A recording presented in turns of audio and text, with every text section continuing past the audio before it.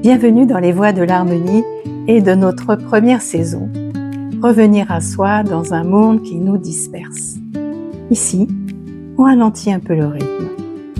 On remet de la clarté là où tout va trop vite.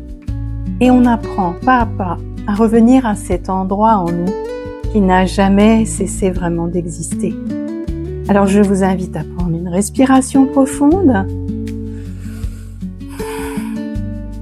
Entrons ensemble dans l'épisode d'aujourd'hui.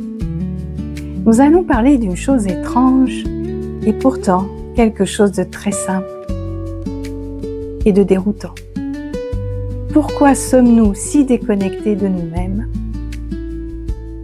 Ce qui est assez paradoxal quand on y pense.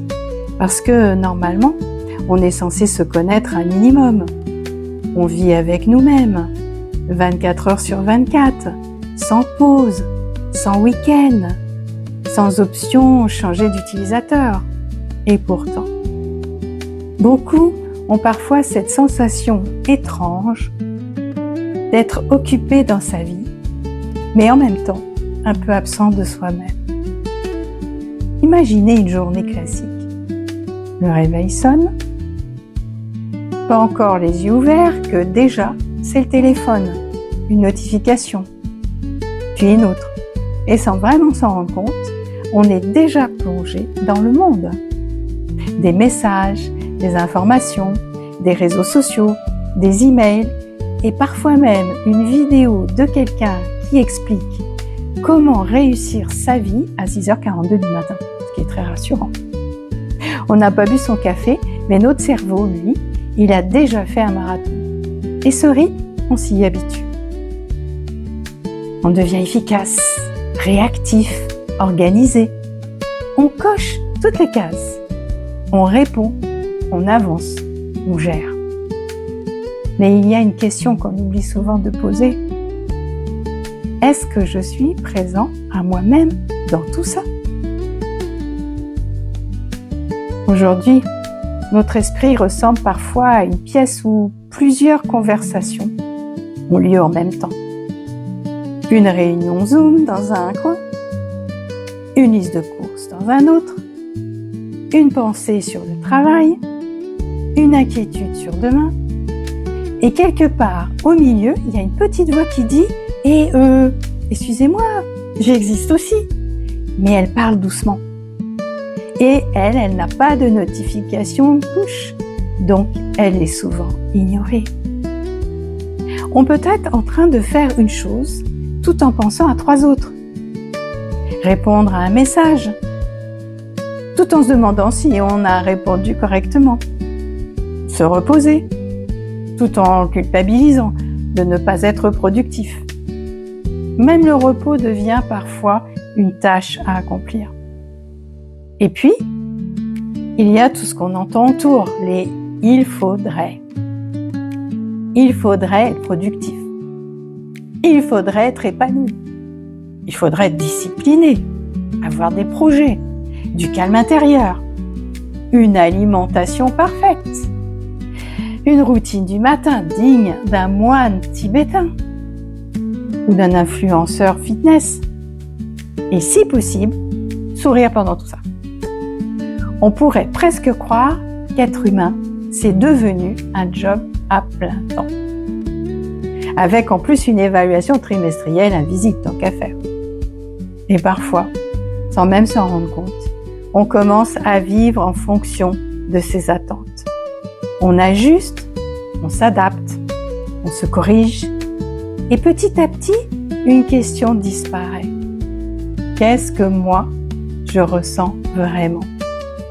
Et puis, il y a la comparaison.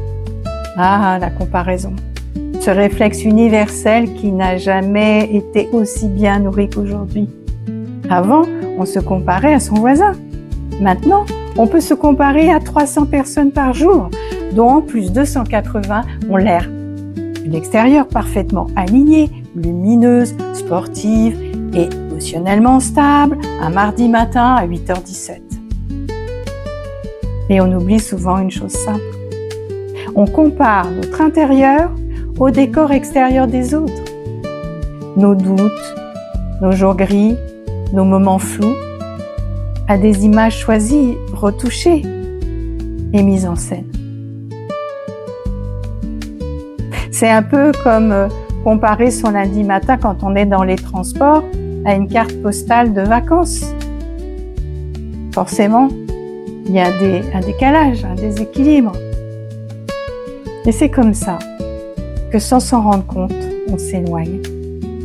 C'est pas brutal, c'est pas dramatique, mais progressivement, un peu comme quelqu'un qui marche dans une direction en regardant son téléphone portable et puis qui relève la tête 10 minutes plus tard en se disant « Attends, je suis où là ?»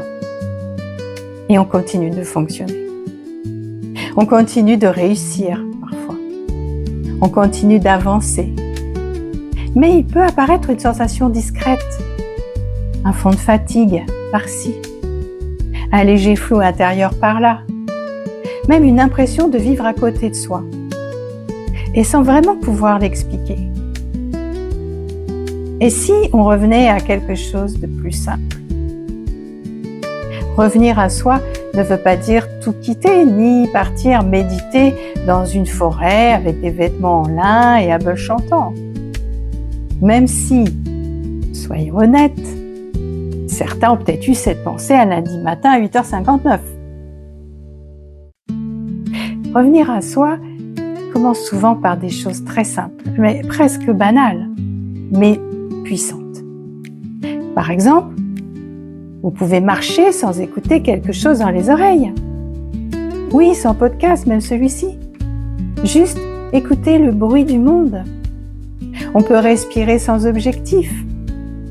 S'asseoir 2 minutes sans optimiser ce moment. Juste observer ce qui est là, dans le corps, dans la tête, dans les émotions. Ou simplement se poser une question, mais une vraie. Pas une question de solution ou de performance. Une question d'écoute. Qu'est-ce que je ressens là, maintenant ? En réalité, on ne perd pas vraiment le lien avec soi-même. Il est juste recouvert sous le bruit, sous les habitudes, sous les urgences, sous les attentes. Mais ce lien, en fait, il est toujours là.